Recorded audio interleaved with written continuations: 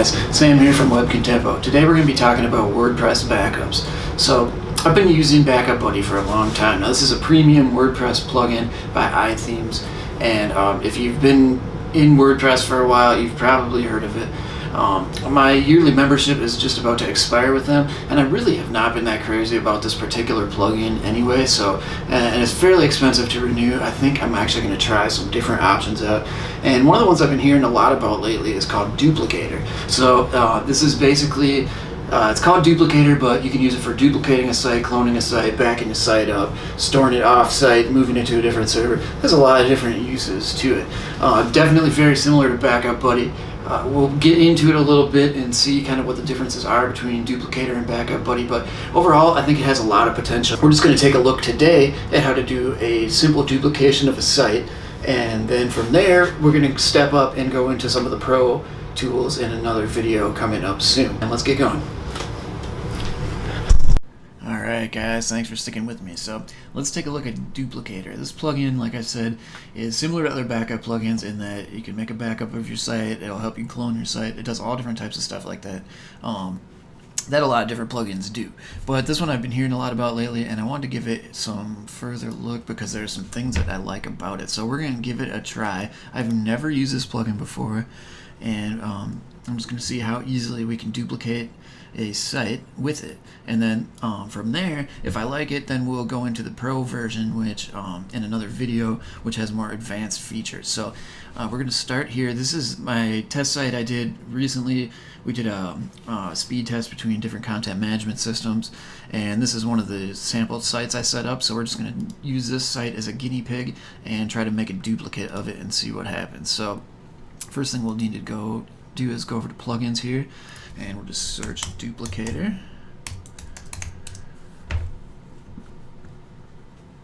Okay, and that'll be this one right here by Snap Creek.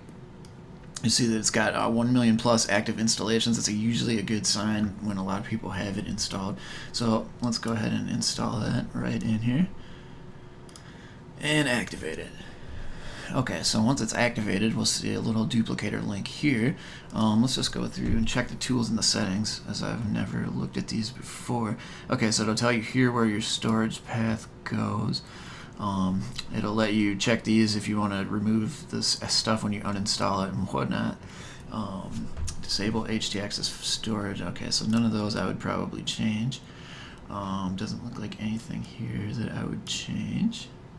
Schedules. Okay, so this is a pro setting, which is nice because then you can schedule a backup. That's one of the things that I did with Backup Buddy.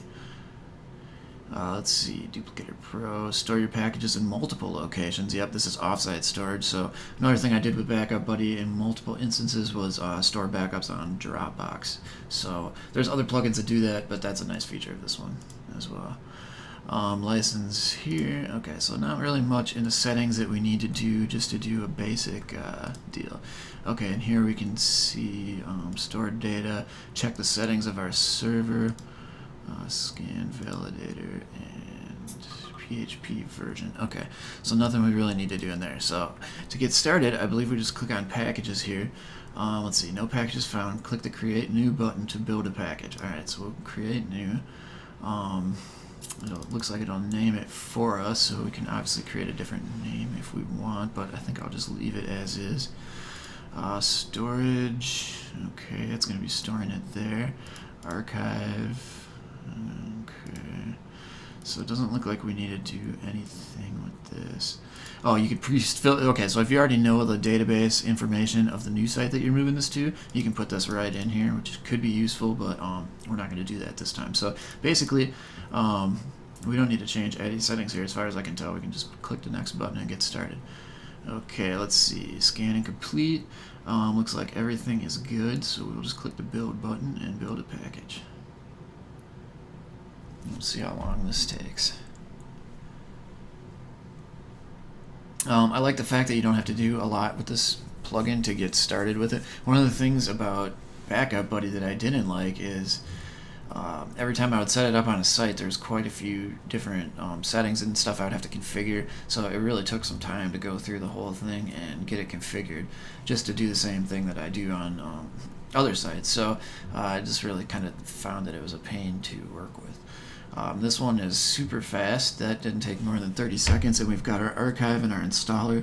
We're just going to do the one-click download, and that should allow us to download it in a zip file or something. Let me do that again because that looked like it went a little bit weird. Okay, installer2.php.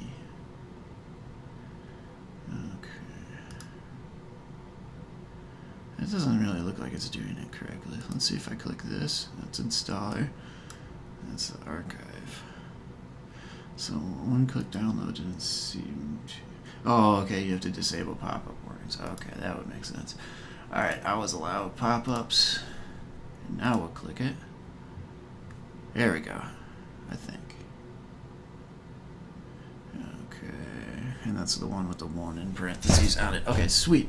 So it looks like we've got our package. Now, to install this, what we'll need to do is create a new space on our server. So I'm just going to pause it and log into my dev server and get that set up, and then I'll be right back with you in 1 second here.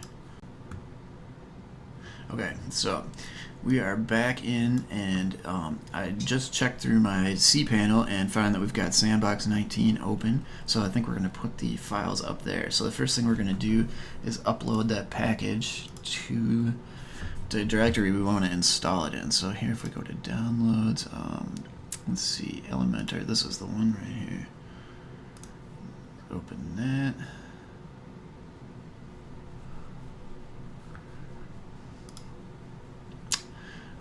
Okay, and then while we're doing that, we're going to need to create a MySQL database. So we'll just go to the MySQL database wizard. Let's see. Duplicator.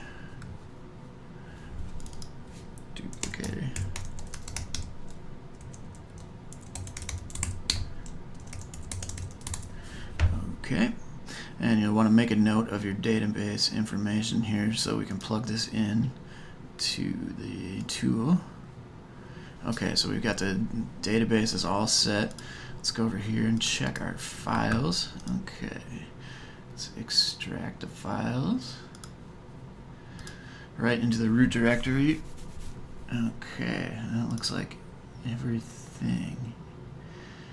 Huh, interesting. Okay. Let's see, so what do we need to do next? Let's check back on the thing here. How do I install this package? Okay.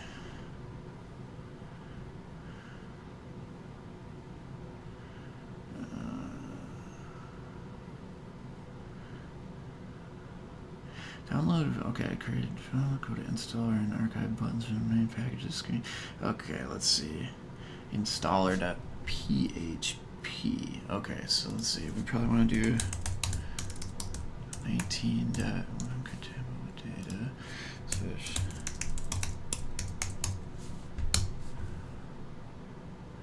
Yeah, I think I downloaded these janky. Okay, let's do this. We'll just do it the hard way. I can see everything's in there, but I think I just didn't get the one-click download correctly, so I'm just going to upload the installer. Let's see. Upload. Let's see if I can find the installer in here. This is going to be messed up because the name is all janky. Okay, so let's go and rename this to installer.php. Okay, now let's try it. Bam. Okay. They do have a lot of text on the page, so that is kind of too bad. Alright, let's upload the correct archive file as well. So it looks like we're getting a fail message for that.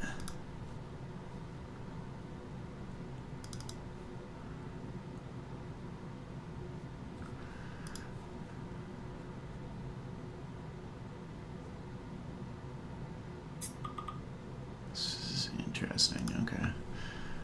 I was not really surprising to get a couple little minor hiccups when you're doing this for the first time, but no need to panic or anything like that. Okay, so let's try to refresh this again. Okay, there we go. Now we got a pass. Okay, so what we did is, originally I blew it when I tried to do the one-click download. So instead I deleted what I first uploaded, and then we uploaded the individual archive and the individual installer, and then navigated to installer.php. And that brings us here. Okay, so let's go over to options. See if there's anything we need to do. It doesn't really look like it. Generally, you probably will want to retain your original htaccess and user INI and so forth when you move it. Let's see, I don't really see anything in here. Okay, so let's click next. Running deployment process. Okay, let's see how long that this takes.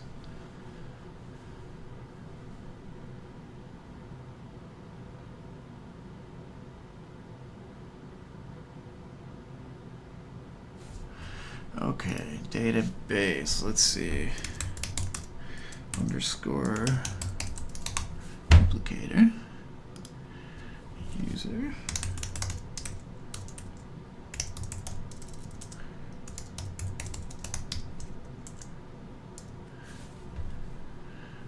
okay, let me put my,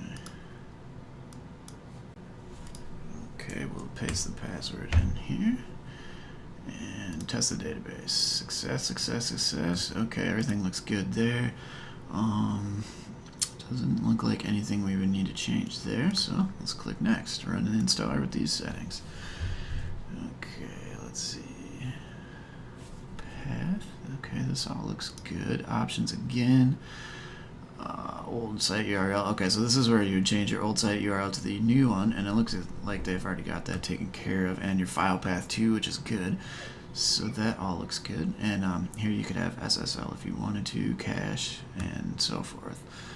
But for this case, we're not going to need it. Okay, and you can also set a new username and password, which is also useful. Okay, we'll just click next, and let's see. So now show report. Nope, looks like we're good. All right, site login. Sandbox 19, using my same login information. Bam, site has been successfully migrated. So even with a couple hiccups, it took less than 5 minutes, and you'll see we've got the exact same site that we had set up for our content management system test last week. So really, that was a pretty easy way to go. Now, I don't really love having to manually create a MySQL database and stuff, because that does kind of slow down the process. But usually when we're like migrating a client site live or something like that, we have to do it anyway, so it's really not that big of a deal. So overall, I would say that actually worked really well, super fast. A lot of these screens have a lot of words, but really, it's, so as far as I can tell, you don't really need to pay much attention to them, unless if you run into some kind of issue. Basically, next time I do this, I can pretty much just click next right through the whole process, and I'll be good to go. And I did have a little hiccup with the doing the one-click download rather than the installer and archive, but I think next time I'll just do the installer and archive, because that really didn't take me very much time to do that, so no problem really with that. Yeah, so overall, I like the plugin. Now, this is just the free version, and for a free version, it's really pretty good. Now, what you're missing, huge thing you're missing, is the ability to schedule backups. So depending on what kind of use you want to use this for, that could be something that you want. So if you have this, like say you managing a client site and you give them, scheduled managed backups or whatever, you would need the advanced version of this plugin in order to enable that. Otherwise, you'd have to manually come in here and create the package. And then if we go into packages here, let's see. Okay, so this is the one we created. It looks like it saves it right in here, along with the date that we created it and the size, and it looks like we can just download that again anytime we want. So I do like that, and then we hopefully, yep, we can delete it right there. So that's good. So I mean, yeah, you could always just come in here and create a new package, periodically for your site if you wanted to go the manual route. So it's not like you have to have the offsite backups.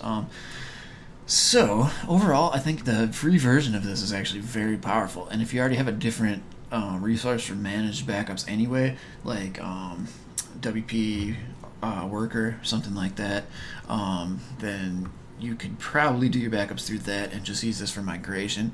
But it does look like it has a lot of powerful backup features, especially being able to send the backups to multiple third-party sites, which is always good. I like keeping them on a third party rather than keeping them on my own server, just in case something terrible happens on the server, then everything's not all in one place. So that's never happened to me so far, but you just never know. You can never be too sure. So overall, I think this is a great plugin. Free version worked super great. I can see why a lot of people have installed this. As you can see, it only took us a couple minutes really to get this set up and running and install a full backup of the site on a new domain. So you can imagine it would be just about that easy to move your site or to move a site to a client's domain or whatever. So I've got some other cool things that I like about this plugin, and I'm going to be back in another video with more info on some hacks and stuff you can do with this plugin to really save yourself a lot of time with your workflow. So hopefully you enjoyed this one. Hopefully you found it useful. I definitely did. Again, this was the first time I ever used it, and for never having even looked at it before, it was super easy for me to just jump right in, make a backup, and put up a dev site. So definitely get a high mark from me on that. So stay tuned, because I'm going to be back with a cool hack that we can do on this plugin that I'm probably going to be integrating into my workflow, and it's one of the reasons why I wanted to use this plugin in the first place. So watch out for that. Thanks again for watching, and make sure to hit that like, subscribe button. Thanks.